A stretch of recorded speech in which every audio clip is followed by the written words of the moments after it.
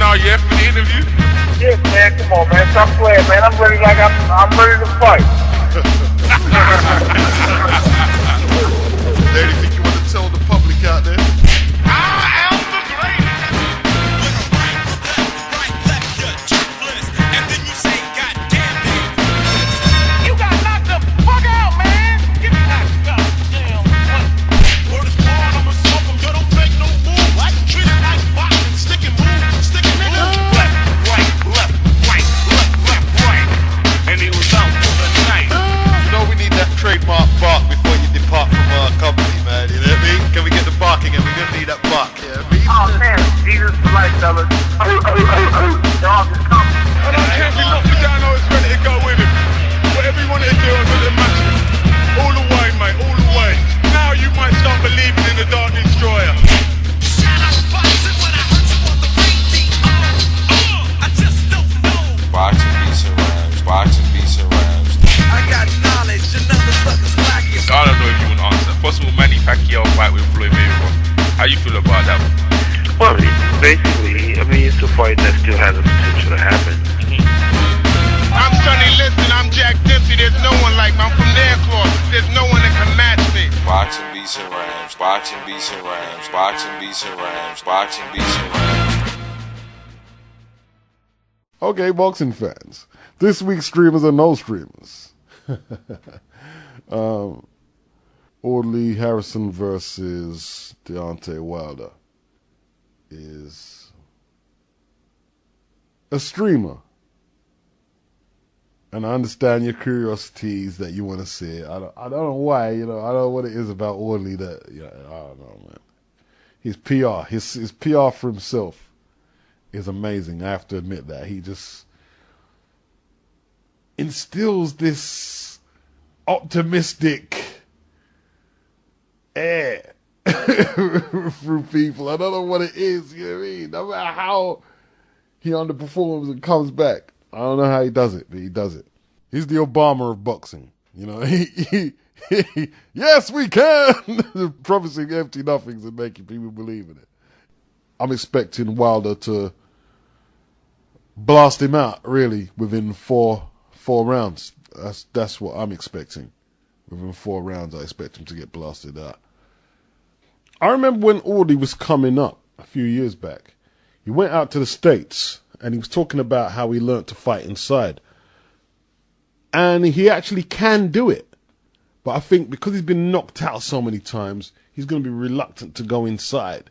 And he might actually be safer up close against Wilder than fighting at range. He fought at range against David Haye, and you saw what happened, you know. The thing is, though, is Deontay is taller than Audley, and he's taller than Haye. So, you know, I can see why he didn't obviously try and fight inside against David Haye. It'd have been silly even giving up his height. But against Wilder, to lock up them long arms from, you know, getting leverage is some good shit. It's good strategy. Has to be against a puncher. Is getting inside and thumping him up and working the anatomy, tie him up, force Wilder to do things he hasn't had to do in the ring before. You get what I'm saying? I have a feeling that Wilder's going to be very comfortable if Audley plays it long range. Very comfortable. Boxing, for the most part, is all about balance and equilibrium. You have to have this strange combination of patience, but at the same time, you have to assert yourself. You've got to be very positive. And you've got to be very cautious. It's a strange balance. But sometimes Audley just thinks about it way, way too long. Way too long. He stood off against Michael Sprott after he decked Michael Sprott early. And he let him off the hook and got knocked out. You know? Audley's first professional loss was against Danny Williams in a fight he was supposed to win. And basically, Danny intimidated him. He was intimidated. And what you have to realize is when Audley had these fights, he was in his 30s already. He was a big, big grown fucking man. So he wasn't no kid. And if Danny could impose himself and intimidate Audley, Danny could punch. I don't care if he sparred with Wilder or not, man. He knows Wilder is a knockout artist. Martin Rogan, a strong, tough Irish heavyweight, but he's a part-time fighter. He's a cab driver. Yeah? A journeyman. That's what he is. He's a journeyman, Martin Rogan. He intimidated Audley and beat Audley. A cab driver beat an Olympic gold medalist. He intimidated Audley. How is Audley going to break these habits that have just ran through his career consistently? At 40 plus. How's he going to do that? You know? Wilder will be looking to hit Audley early with one of them long bombs. Not necessarily to knock him out, but to, you know, put Audley back into safety first. I don't want it. I'm going to fight negatively and go into my shell mode. Basically, that's what he's going to be looking to do. We know Deontay can throw long, powerful bombs. We know he can do that, you know. We don't know if he can fight inside, and I don't think Audley's going to pose them questions. And I think, you know, you've got to bring something new to the table against someone who's just banging people over, yeah? You see, people say Deontay hasn't fought anybody, but my motto is, if I feed you 27 bums, you're supposed to knock out 27 bums, and he's done that, yeah? What people are overlooking is when you fight somebody with humongous power, unless you're an elite fighter, it gives you an element in boxing which is different than any other to worry about. That punching power.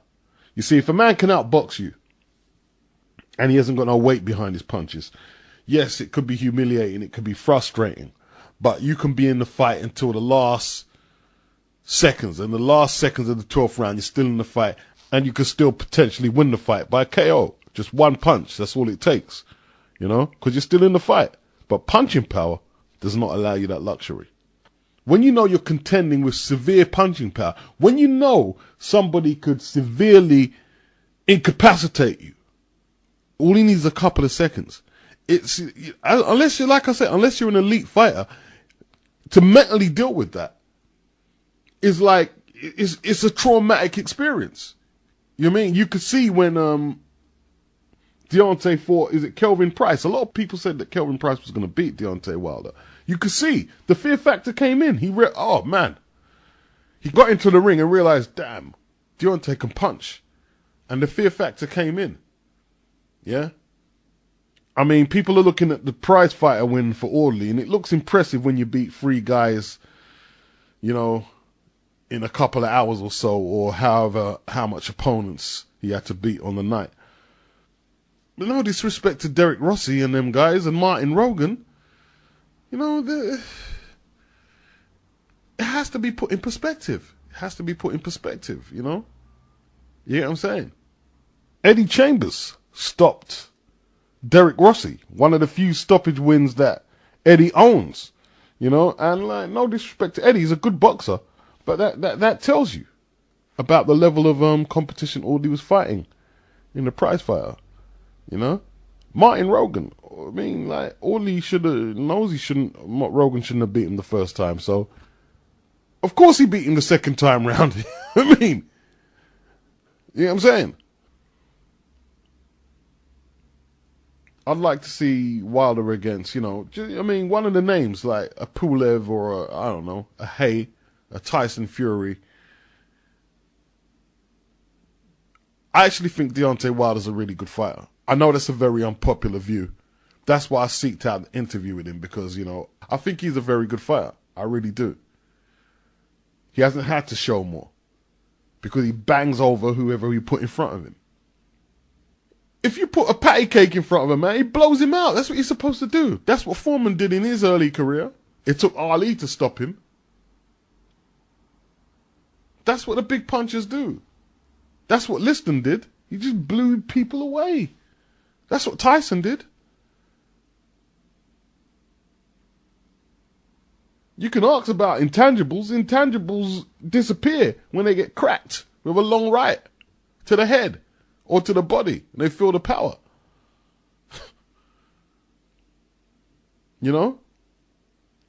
It's like Roy Jones. You mean? He asked about intangibles. Intangibles didn't get answered about his chin because nobody could get to the chin.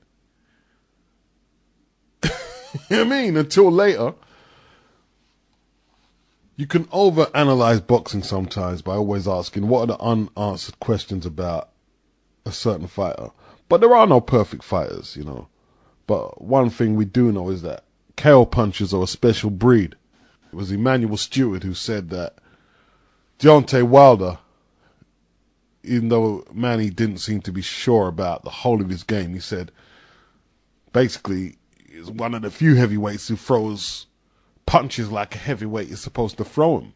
And that's what sort of like made me look at Wilder, because when I saw him throwing punches, he kind of looked like 80s heavyweights, like Witherspoon and them guys. And Tyson might be going a bit far at this stage, you know. I'd be a bullshit. You know, just heavyweights who can punch and fight like heavyweights. You get what I'm saying? And that's kind of rare. It's kind of rare today. You know what I mean? I don't really know what Audley's going to do, if he's going to try and be positive and go at Deontay or stand up from box. But only thing I can really look or hope Audley would do is he puts up a decent fight. I'm not saying, when I say decent fight, I don't mean to go in there and hang your chin out, you know what I mean? And rush out there like it's a brawl in the street. I'm talking about if he can put together some decent boxing, at least give the punters, I mean, a few rounds of decent boxing, and if you get stopped, you get stopped, you know? If he had some inside game, I might give him a chance, but I just don't see it. I don't see it. Khan versus Diaz is a streamer. Although I think it's going to be, for some reason, I don't know what. Diaz is a big light welterweight. He's quite strong despite all his stoppage losses. And it's going to be a harder fight than what we think. I see that coming.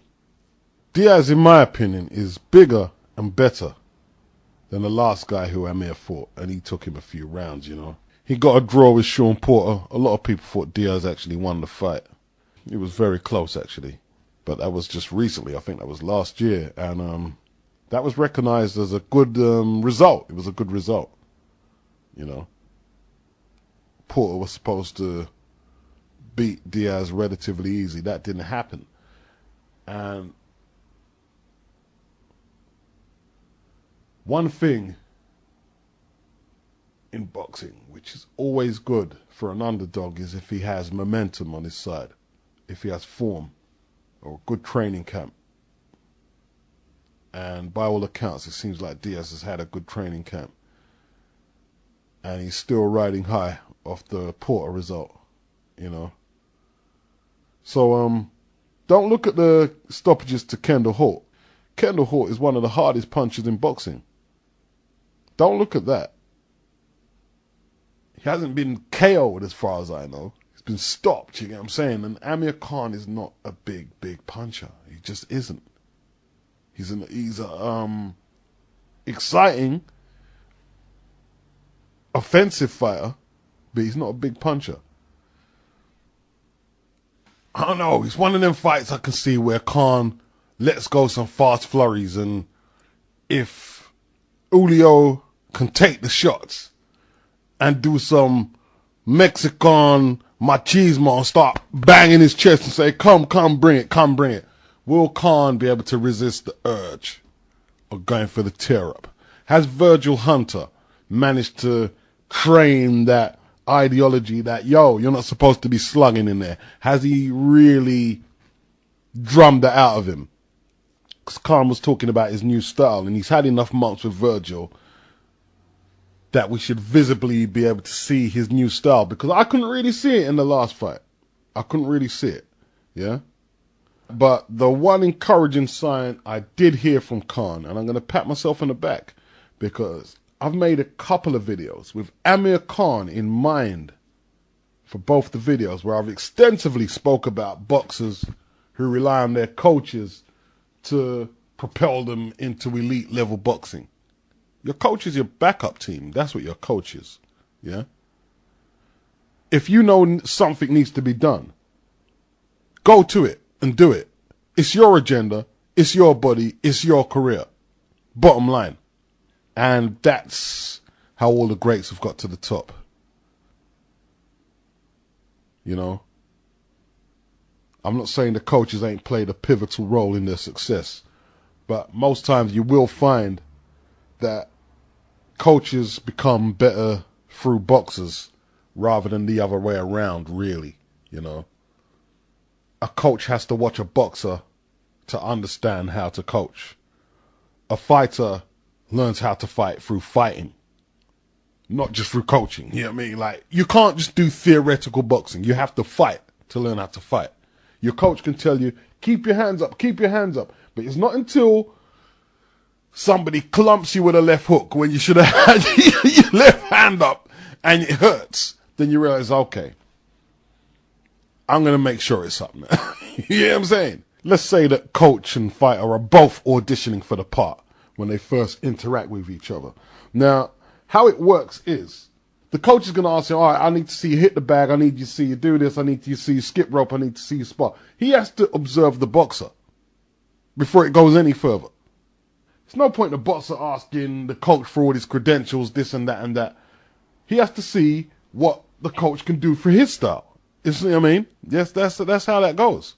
To sum up what I'm saying without longing it out too much longer is, boxing could continue without coaches, trainers.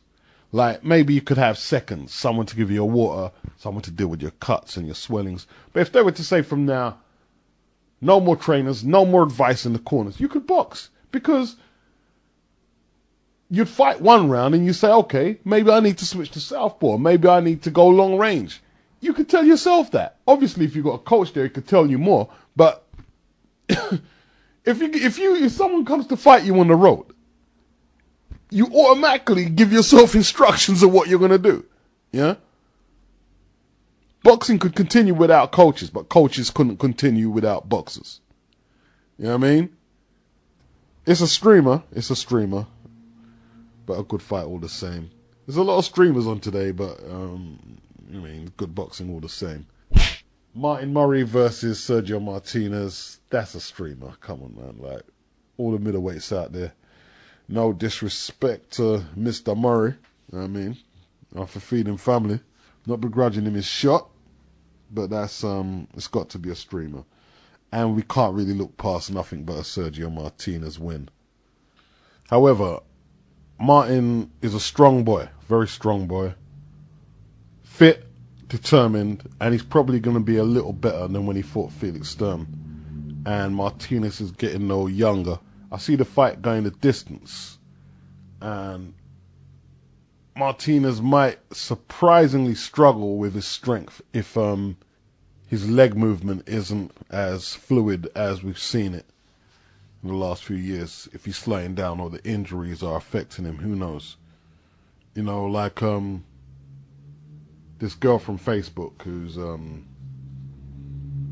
she's kind of in with what's going on with boxing. She said that he's over the injuries and he's fully fit. I don't believe he's fully over all his injuries. I just don't believe that.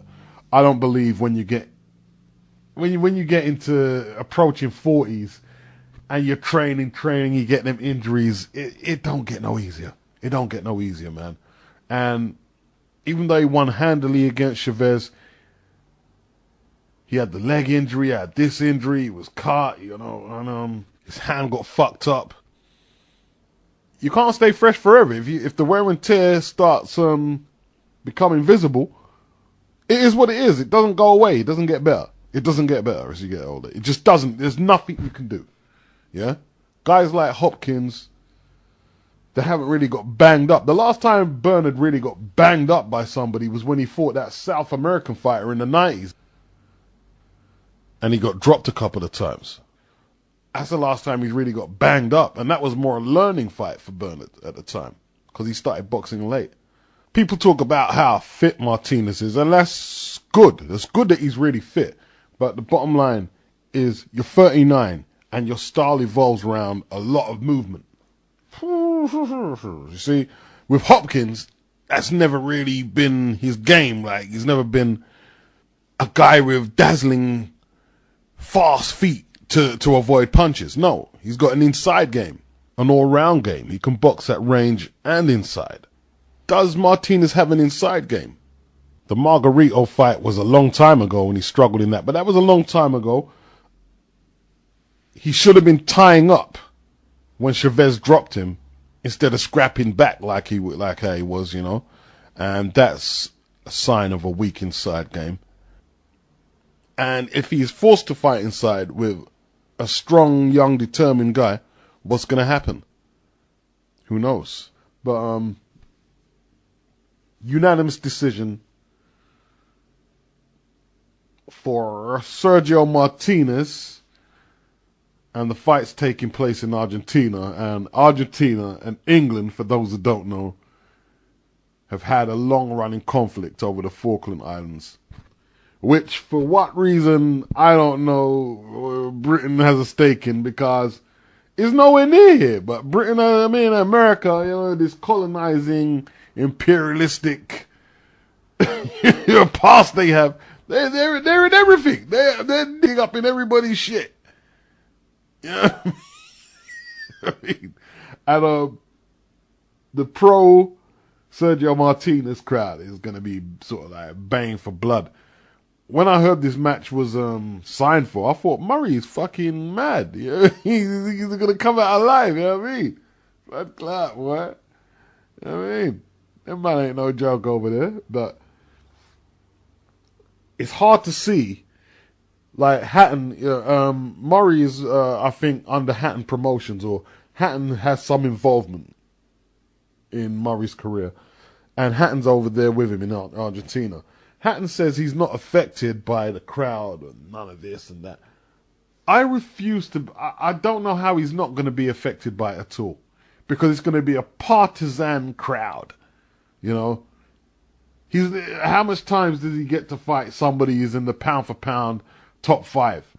You know, that Martinez is going to have skills that he hasn't sparred against. He hasn't fought against that kind of level in the amateur. He's never seen that kind of level of skills. How can he not be worried? You know, he's got a lot of shit to contend with. I don't see how that's not going to... But it depends. Some people are big occasion players, and maybe that's what he is. He went over to Germany and drew his Sturm, so who knows? We'll see. Garcia versus Judah. I'm tempted to say no streamer because of Zab's last performance against Vernon Paris, which was classy, to say the least, but it's a streamer, I'm afraid, you know. The last time that WBC belt that Garcia holds has seen a mandatory challenger is when Tim Bradley was reigning, and that's, 2 to 3 years back, I think, almost, or something like that. But the point that rankles with me is that if Alusagana Jose was the mandatory for all that time, for the legit belt, and he ends up getting a shot for the interim title, which is won by Matisse. What's going on? You know, is Matisse the guard dog or something? He keeps all the mandatories away from Garcia by knocking them off. What's going on? It's a streamer, but in saying all these fights are streamers, they're good fights. You're not really going to get streamers all the time. Sometimes you get a lot of fights on, but this just happens to be one of them evenings where all the fights are streamers, you know? That's how it goes. Zab gave Miguel Cotto all the trouble he can handle, and a good Miguel Cotto. He gave money. He gave Floyd probably his most competitive fight in the early rounds before Floyd figured him out. You know, he matched Floyd for speed. It's hard to count Zab out. It's a mystery how somebody with so much ability has so much inconsistency as a running concurrent theme for his career. I mean, when you see how he boxed against unbeaten Vernon Paris, you're thinking, damn, son, how could you not a first ballot Hall of Famer? You know what I mean? Like, you know what I'm saying? It was almost like ballet. You go and watch that fight, the way he boxed. It was almost like ballet in boxing. It was like, what the fuck? You know what I mean? This guy really is a good fighter. And then you watch the Khan fight and you think, damn. Then you watch the Baldomir fight and you think, wow. But, you know, I've seen Zab give better fighters than Garcia a lot of trouble. And I can't see why he can't beat Garcia. I'm no disrespect to Danny. Good left hooker. But if both men were fighting at their best, at their very best, at the peak of their powers, Zab beats him for skill. Zab beats him for skill. There's always a chance that Garcia could knock him out. But no one's put Zab out with one punch. You know what I mean? Like, it's normally been a stoppage. He's always been on his feet. You know? So, if Zab can start well and maintain it, you know, we'll see. I'm tipping Zab to win the fight. I'm tipping Zab to win the fight. David Price has apparently taken a plane out to Canada, and he's going to be under the watchful eye of no other than Lennox Lewis. Yes. That's interesting that Lennox is getting into the training thing, if that's what I'm interpreting correctly, you know, because as you can see, Vladimir Klitschko has got Jonathan Banks in. Klitschko, you know, like, it's not no normal heavyweight. It's a top boy. He gets Jonathan Banks in, somebody who has relatively no experience as a coach. He's currently a professional fighter. He's one of the leading heavyweights himself. He's training Vladimir, yeah? And both Vladimir and Lennox are disciples of Manny Stewart. And so is Jonathan Banks. So their input is valuable because they're one of the few human beings walking the earth who are still carrying that knowledge of what they've been taught from Manny. So I think David Price, this is how I see David Price. I don't see David Price as a real adaptive fighter. I think someone like David Price does need a lot of coaching. I don't think he's an improviser. I think he's similar to Vladimir Klitschko. If you set him a good game plan, I think he could carry it out and be effective. Like I've said in this video already, that the top elite fighters are able to take charge of a lot of their shit themselves. And don't get me wrong. It's not always the format for every fighter. Some fighters need that structure. They need that coach. They need that team as a sort of security blanket. I'm not comparing him to that kid in Charlie Brown. I'm not Linus. I mean, but you know, some people need that. And I think David Price is probably going to put a lot of trust in Lennox, which isn't a bad thing for some fighters. Franny Smith is still going to be the main coach. Lennox probably isn't going to take on the heavy workload of coaching and conditioning, more than likely. Obviously, he's going to be doing some coaching, you know. I mean, he knows so much, and he's a very intelligent man. He probably can pick up coaching, you know. Come on, man. That'd be just like But I don't see him doing the bulk of it. I think he's more going to be more of a mentor, doing things like giving Price confidence, sharing some of his experiences, telling him how he dealt with the big occasions and shit like that, how to carry yourself, maybe diet, and you know what I mean, just all the shit that he's picked up in his lengthy career, not only as a pro but as an amateur, Olympic gold medalist. Was it a 2 or 3 time professional heavyweight, world heavyweight champion, and all that good shit. So we'll see. The acid test for Price and Lennox Lewis to test his credentials as a coach will be on July the 6th against Tony Thompson in the rematch. The Mayweather-Guerrero undercard isn't too bad. It's not the greatest, but the undercard isn't too bad. You've got Ponce de Leon versus Abner Mares, good fight. Leo Santa Cruz, good fighter, versus Alexander Munoz. We've got J. Leon Love versus Gabriel Rosada. Not a bad fight at this stage for J. Leon Love. You know, he should really be beating Rosada and looking good if he's going to go anywhere as a middleweight, because Rosada is a light middle. He's a big guy, but he's a light middleweight. Rosada did well against Golovkin. Touched him up. No homo. Pause. Pause? Pause what?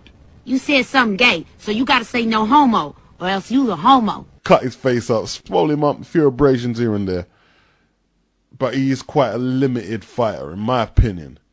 And we are going to be gauging how J. Leon does compared to Golovkin, because he is being talked up as a potential challenger for Golovkin's title. He actually told us that is the goal. He wants to fight Golovkin.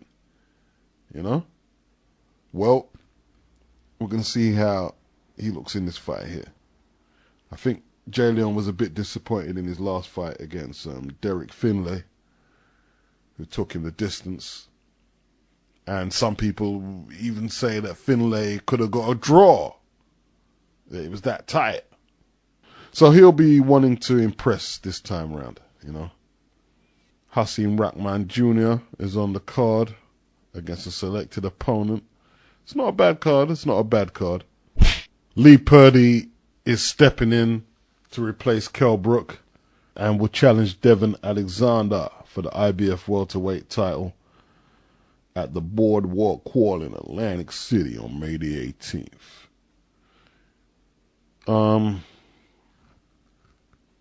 On paper, Purdy just doesn't have a chance. He says he's going to go and knock Devin out, but Lucas Matisse couldn't do that.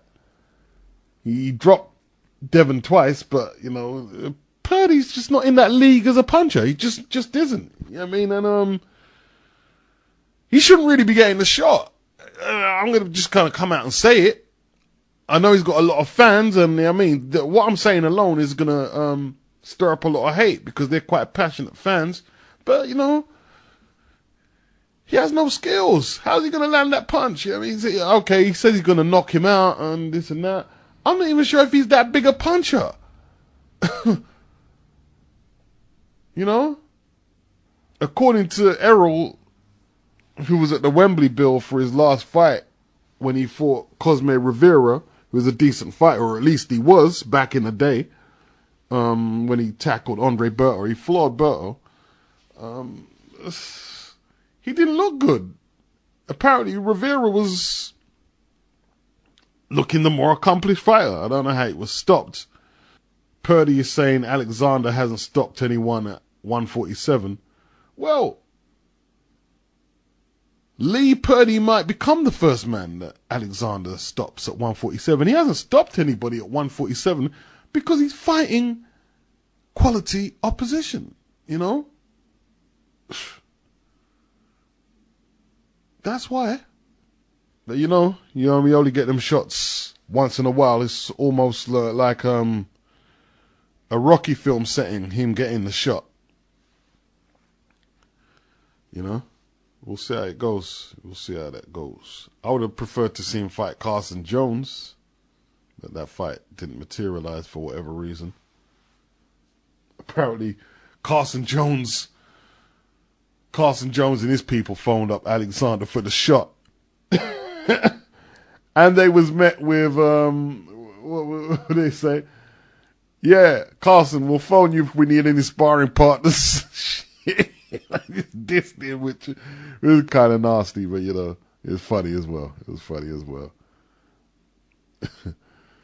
Luke Campbell has just signed with Eddie Hearn and Matchroom. Luke Campbell, he won the Olympics. He won a gold medal at bantamweight. I didn't realize a bantamweight. He's big for a bantamweight, man. He must be about 5'8", 5'9". Damn.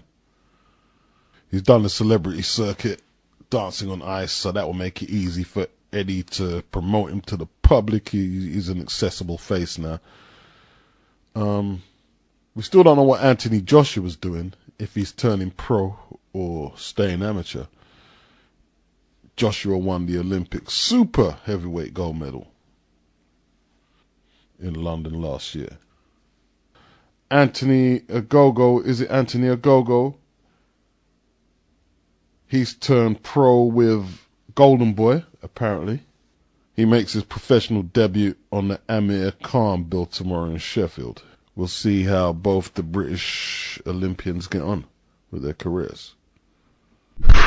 If Amir Khan beats Julio Diaz tonight, and I've seen a pattern of this happening, like Frank Warren has a column in the Daily Mirror, and when you see these guys say certain things, it's because they're privy to stuff that we don't hear, yeah?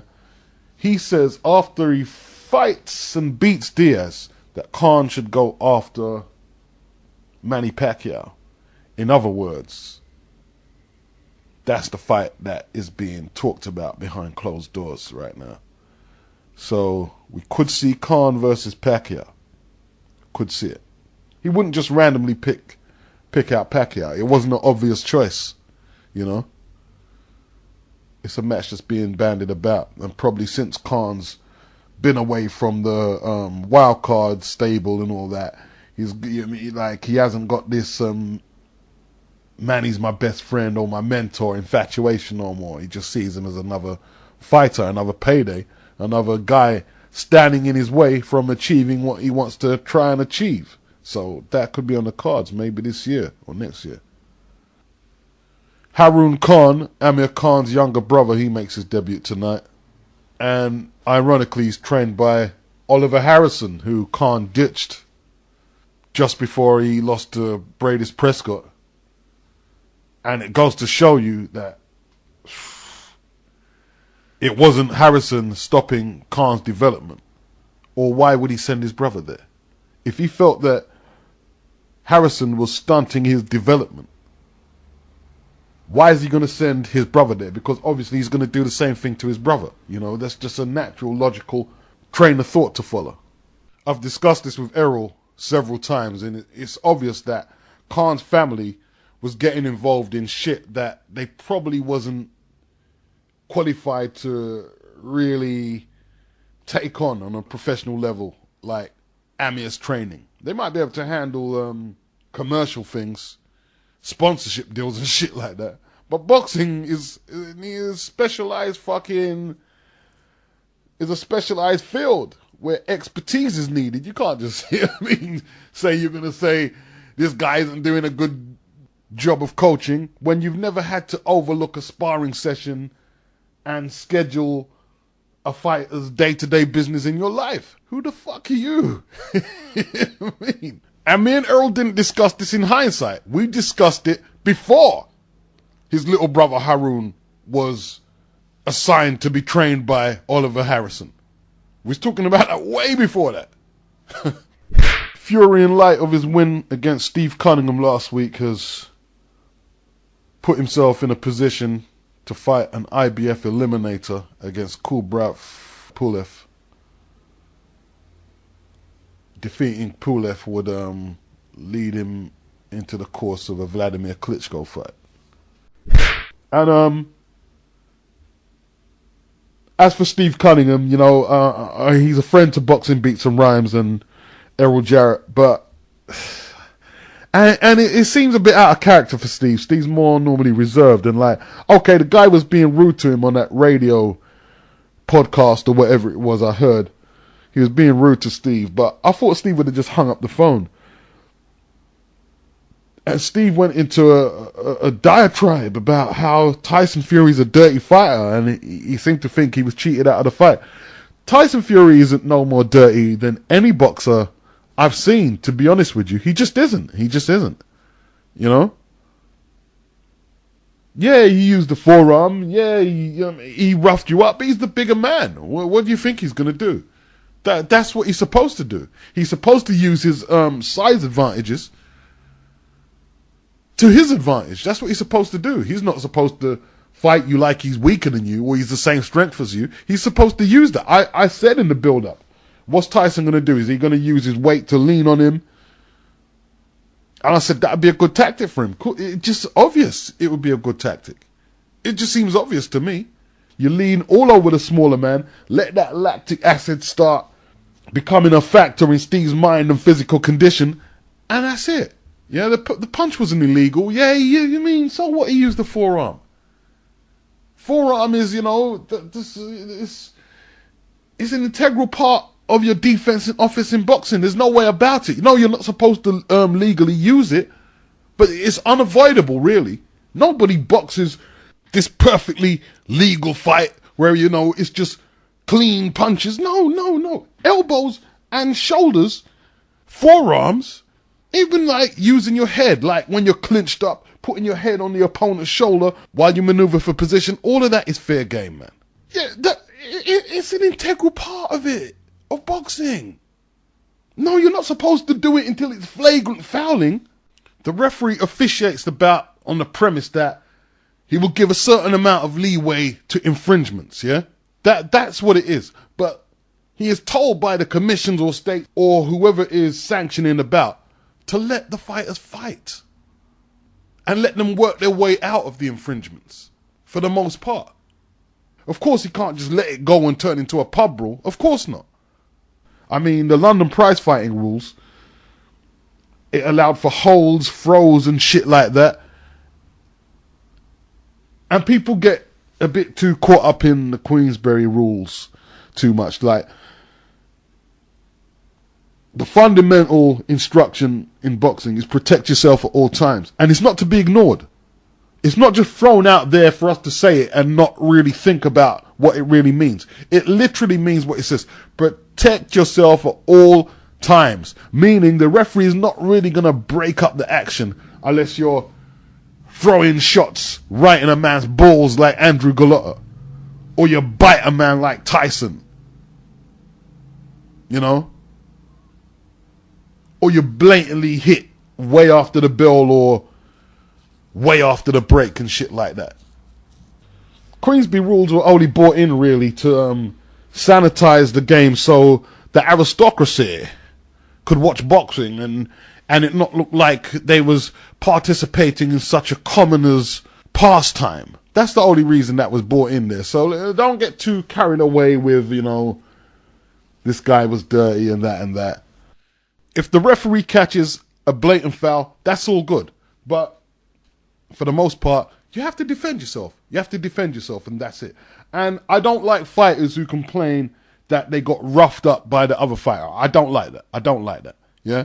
And my track record is proven. I said the same thing with a Lusagan, a Jose, when he got hit on the break by a Lucas Matisse, and then he got knocked out when the action resumed. Well, look, he had his time to recover. He took a minute or so, and he got knocked out. That's it. He lost the fight. He lost the fight. Yeah? He lost the fight. I don't like fighters who do that. Even if you get hit when you're down.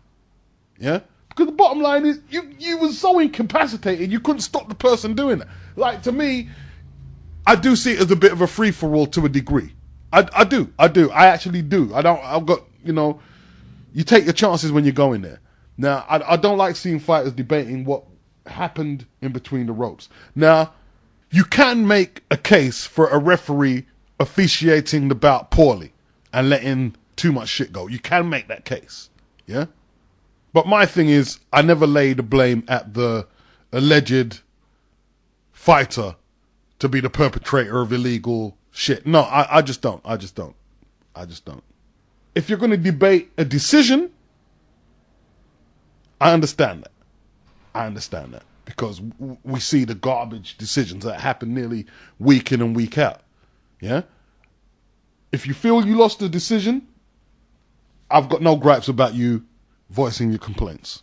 But no, not what happened in between the ropes. I don't want to hear that Abner Morris is dirty. You go and find a prerequisite to deal with whatever dirtiness you think he brings into the ring. Or don't go in there and start complaining. Yeah? I think the truth is, Steve knows he lost fair and square. I think I'm just sussing Steve out. I'm just sussing him out. Steve is realizing that if you just roll over and say, I got beaten, man, I got beaten, you know, and all this humble shit, is that the game would just forget you, drop you, and leave you at the bus stop and take off without you.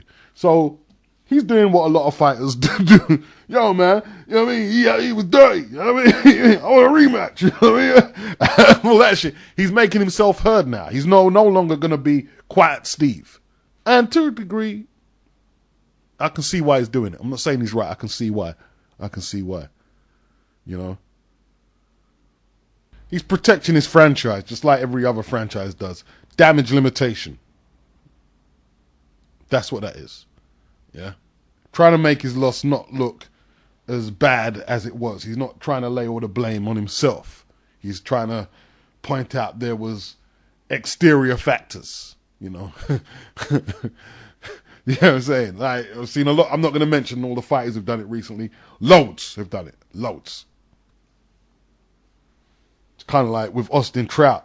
Like, despite what you want to say, if Canelo won the fight, no. It was he clearly outworked Canelo in terms of volume on his punches. From my view of watching the fight, he landed more punches, and on the CompuBox stats, he landed more punches.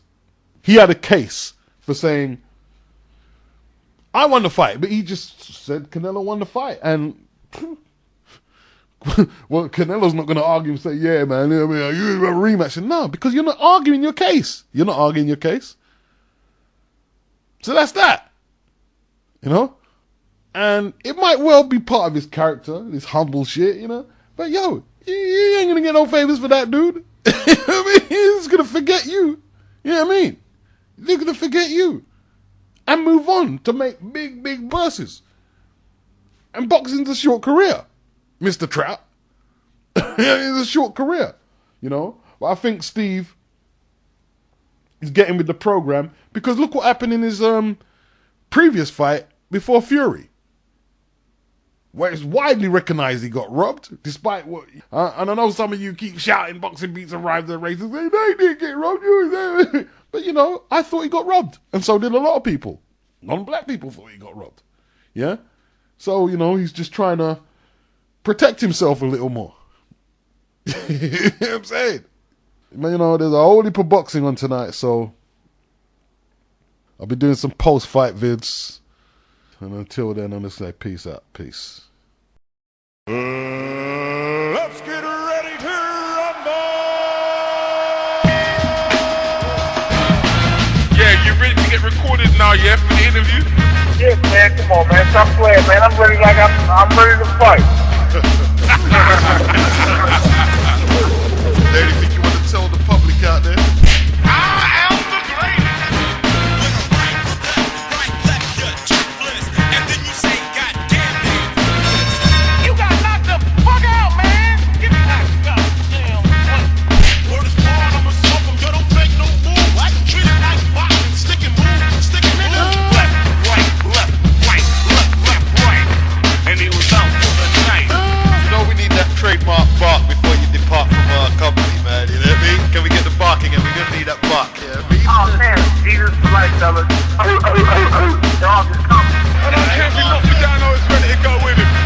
Whatever he wanted to do, I was going to match him. All the way, mate, all the way. Now you might start believing in the Dark Destroyer. Shout out boxing when I heard you on the radio. I just don't know.